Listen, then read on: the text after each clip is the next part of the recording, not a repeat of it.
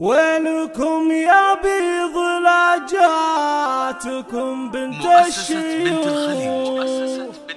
لكل جديد لقبلت صف الصفوف ولها قوم احترام.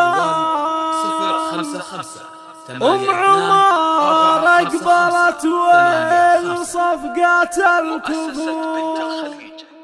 خلوا الساحة لها بنت علي المقام.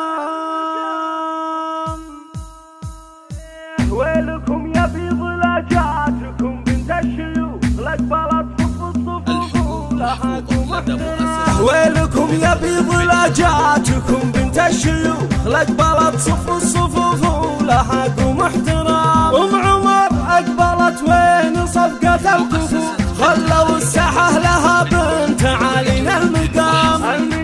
العبي يا أم عمر على دق الطبوع ولع الحفلة يا أم عمر بزينك يا سلام. من حلاها وزينها صاب خلق الله له باهية مثل القمر لا بدال للتمام. سلموها برق الزين واشهد يا زمان هذه اللي حسنها غير ما فيها كلام.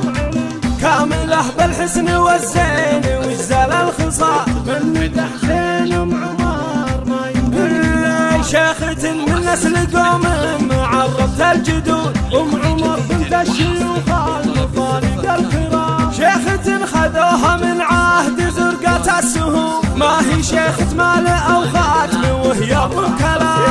وأبو عمر منها للأمجاد وابطل النزال والنصاء أبو عمر والله يكشف السعاد. ومريم طيبها نادر ما له مثيل الأصيل عزوة أخوانها بنا لنا. والله يديم فرحتكم في كل حين واذكروا الله والنبي يا حبايب في الختام. ويلكم يا بيض لاجاتكم بنت الشيوخ لقبلت صف الصفوف ولها قوم احترام. أم عمر أقبلت وين صفقة الكفوف خلوا الساحة لها بنت علينا المقام. العبي يا أم عمر على دق الطبوع ولع الحفلة يا أم عمر بزينك يا سلام. من حلاها وزينها صاب خلق الله له باهية مثل القمر لا بدال للتمام. سلموها برق الزين واشهد يا زمان هذه اللي حسنها غير ما فيها كلام.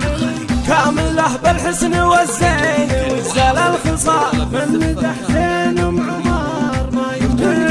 شيخة من نسل قوم معربت الجدود أم عمر بنت الشيوخ المفارق الكرام. شيخة خذوها من عهد زرقة السهوم ما هي شيخة مال أو خاتم وهي أبو كلام. وأبو عمر منها للأمجاد وابطل النزال والنصاء أبو عمر والله يبشر بالسعاد. ومريم طيبها نادر ما له مثيل الأصيل عزوة أخوانها بنا